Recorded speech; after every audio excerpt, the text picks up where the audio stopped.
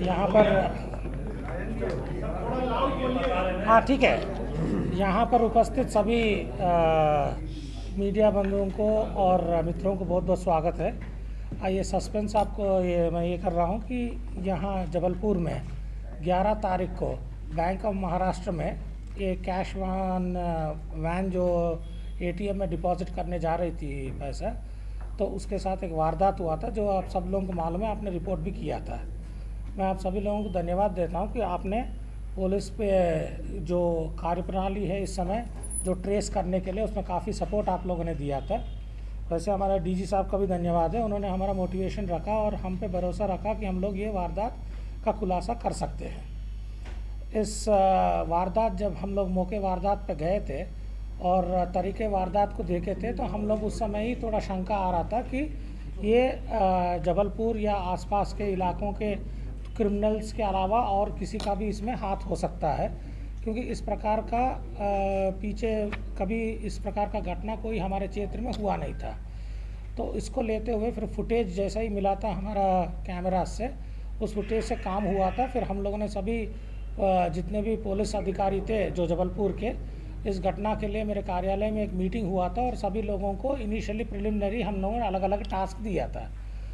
उस दिन पुलिस अधीक्षक जबलपुर सिद्धार्थ छुट्टी में थे। जैसे ही उनको घटना का सूचना मिला तो तत्काल अपना छुट्टी रद्द करके वापस आ गए और उस दिन के बाद से 12 तारीख के बाद से उसने पूरा ये इन्वेस्टिगेशन का जिम्मा अपने पास ले लिया है और दिन प्रतिदिन हम लोगों को ब्रीफ करते रहते थे कि क्या क्या प्रगति इसमें किया जा रहा है। इसमें हम लोगों ने मुख्यतः सभी लोगों को जो टास्क दिया था अलग अलग था। एक है कि जितने भी पुराने क्रिमिनल्स हैं जो इस प्रकार का लूट के वारदात में शामिल हुए हैं पहले और पहले गिरफ्तार हुए हैं या किसी के ऊपर शंका है, उन सभी लोगों का लिस्ट बना के एक एक व्यक्तियों को ताना वाइज उनका हम लोग वेरिफिकेशन चालू किया था और जानकारी भी प्राप्त कर रहे थे कि इनके यहाँ कोई बाहरी व्यक्ति तो आके रुका नहीं है और इन लोगों ने कहीं दूर से आके लिखा नहीं। और एक टास्क ये किया था कि इस प्रकार का वारदात अगर देश में और कहीं पर हुआ है, जैसे छत्तीसगढ़ में हम लोग को जानकारी मिली थी और दिल्ली में जानकारी मिली थी, तो उस संबंध में भी जो आरोपी वहाँ पकड़े गए या कोई फरार अभी है तो उस संबंध में भी हमने इन्वेस्टिगेशन एक पार्टी को दिया था, तो जानकारी लेके हम लोग को फीडबैक दे रहे थे। दूसरा पार्टी जो ये लोग यहाँ कैश वैन को कोई फॉलो किया क्या है आरोपियों ने, इस संबंध में जाने दिसंबर में यहाँ पर आ गए थे। दिसंबर में फिर उन लोगों ने कोई हाईवे में कहीं होटल में थोड़ा देर रुके हैं, अभी उनसे पूछताछ अभी बाकी है चलना, तो इन लोगों की जो बातें हैं उसका तस्दीक करना पड़ेगा। फिर उसका बाद उन लोगों ने आके यहाँ पर महावीर कंपाउंड में इन्हीं के साथ कोई आया था साथी जो गुजरात में काम करता था, तो उन्होंने उसको यहाँ पर घर दिलवाया था, तो यहाँ पर दिसंबर से वो लोग रहने लगे। फिर वहाँ से इन लोगों ने रेकी करना चालू किया। इनका कहना है कि 8-10 बार इन लोगों ने इसको रेकी किया था, मगर जब भी 8-10 बार ये लोग सोच रहे थे कि इसमें वारदात करना है, मगर किसी प्रकार का हिम्मत नहीं हुआ या इनको कोई वो टाइम पे सुविधा नहीं हुआ। और ये लोग का कहना है कि क्योंकि ये आउटस्कर्ट्स का था तो इसीलिए इसी कैश वैन को उन लोगों ने प्लान किया कि यहाँ से हम लोग अच्छा भाग सकते हैं। और एक चीज़ ये है कि ये दो जो भाई हैं यहाँ पर, ये सुनील कुमार पाल यहीं पर 12th क्लास पढ़ा है आर्मी स्कूल में सदर जबलपुर में, तो बचपन से यहीं पर है, तो ये एरिया पूरे इनको जानकारी में है। और इसका जो दूसरा मनोज कुमार पाल है यहीं से सेंट एलियसिस में बीए किया है आर्ट्स में, तो इनको ये एरिया पूरा पता चलता, तो इसके वजह से जो पुराना एड्रेस था वो भी गौर शालीवाड़ा का था। फेसबुक में भी जो है अलग से अकाउंट बनाया था, हाँ लगातार उसमें भी अपडेट्स करते आ रहे थे, दारू की शराब की बोतलें उसमें दे रहे थे, तमाम ये अपडेट्स भी जो है हाथ लगे पुलिस नहीं, मैं आपको पिक्चर जैसा ये पूरा मैं आपको बताना चाहूँगा कि हमने इनकी सोशल मीडिया की पूरी अच्छे से हमने पूरा प्रयास किया मॉनिटरिंग का, लेकिन कुछ ऐसी फ़ोटोज़ हमको जैसा बता रहे हो नहीं मिली, खास और कुछ इनकी प्रोफाइल जो लॉक्ड भी थी, लेकिन कुछ हमको ज़रूर मिली जिससे कि हमको महत्वपूर्ण सुराग मिले, जिस कारण से हम इसको डिटेक्ट करें।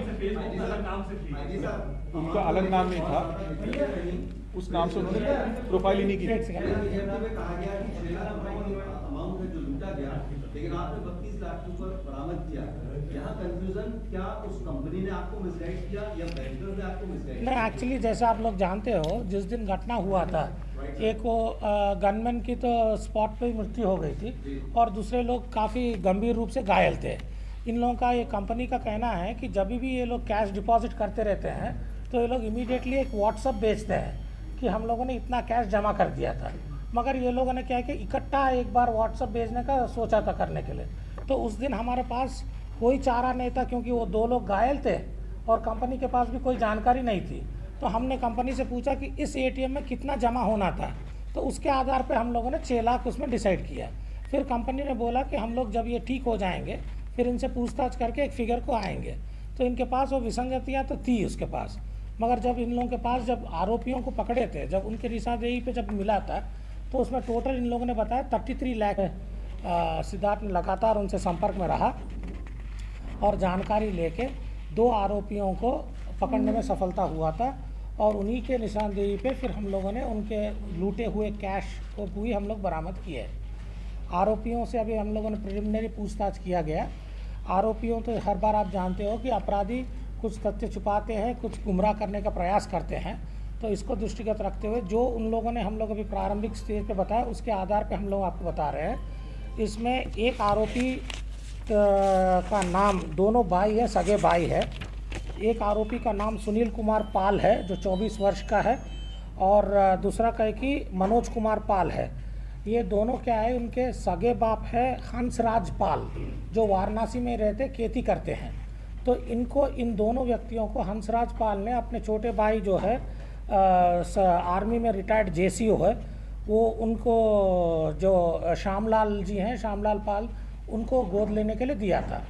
अभी 2017 में इनके आरोपियों का कहना ये है कि ये श्यामलाल जी का पहले पत्नी वहाँ वाराणसी में रहती, उन्हें दूसरे पत्नी भी कर लिया यहाँ पर, और ये अपना कौन सा है सालीवाड़ा में उनका एक छोटा सा प्लॉट में रहने लगे। गौर सालीवाड़ा। हाँ, तो इन पे विवाद हो गया था, तो इनको 2017 में इन दोनों को भगा दिए।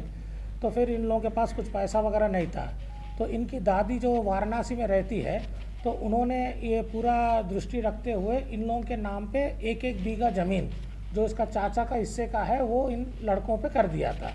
ये मुख्य विवाद था। तो इन लोगों ने अपने ओरिजिनल पिताजी के पास चले गए और वहाँ पर वाराणसी में अपना कोर्ट में दावा डाल दी, एसडीएम कोर्ट में। तो ये दावा डालने के बाद जब इनके पास कोई नौकरी नहीं था, तो ये दोनों भाई ने वहाँ पर गुजरात जाके मुंद्रा पोर्ट में काम करने लगे, ये पेस्ट कंट्रोल में। पेस्ट कंट्रोल के बाद वो लोग पिछला लास्ट ईयर आ गए थे क्योंकि उनके पिताजी ने कहा था कि वहाँ उनका वकील को हाई कोर्ट में इसको पिटीशन लगाना है और उसके लिए खर्चा निकालना है 30,000 रुपये। इनके पास कुछ भी नहीं था, तो ये लोग फिर, इनका कहना है कि इन लोगों ने यूट्यूब में कोई ऐसा दिल्ली में वारदात हुआ था तो उसको लेके उन लोगों ने प्लानिंग किया और सोचा कि इस प्रकार का हम लोग करेंगे। फिर वो लोग रेकी करने लगे और लास्ट को 11 तारीख को ये अंजाम दिया था। तो इस पूरा खुलासा जबलपुर पुलिस के अलावा कई लोगों ने हम लोग को इसमें मदद किया है और साइबर टीम के साथ, टेक्निकल के साथ साथ बेसिक पुलिसिंग का भी इनमें काफ़ी मेहनत हुआ है। एक गली, एक लेन इन लोगों ने किया है। इसके लिए मैं पुलिस अधीक्षक सिद्धार्थ को और उनका पूरा टीम को बहुत बहुत बधाई देता हूँ। सर, ये कितने दिन से जबलपुर में